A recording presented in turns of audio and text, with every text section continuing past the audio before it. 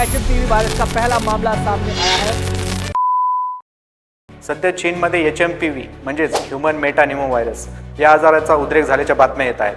भारतामध्ये तसेच महाराष्ट्रामध्ये पण याच्या काही केसेस आढळून आलेल्या आहेत। या आजाराबद्दल आपण आज थोडक्यात माहिती पाहून घेऊया। HMPV विषाणूचा शोध 2001 मध्ये नेदरलँडमध्ये लागला। या आजाराच्या लक्षणांमध्ये पाहायला गेलं तर पेशंटला सर्दी, खोकला, ताप, घशात खो करणे, अंगावर पुरळ येणे अशी लक्षणे दिसून येतात।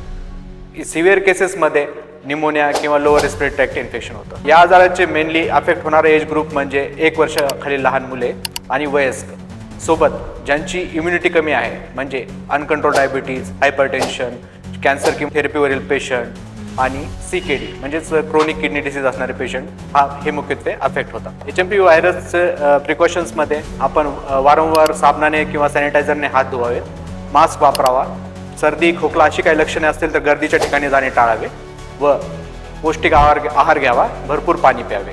वेळेत उपचार घेतल्यानंतर पेशंट 3 ते 5 दिवसामध्ये पूर्णपणे बरा होऊ शकतो। वरील लक्षणे आढळल्यानंतर आपण मेडिकल हॉस्पिटल छत्रपती संभाजीनगर येथे संपर्क साधू शकतो।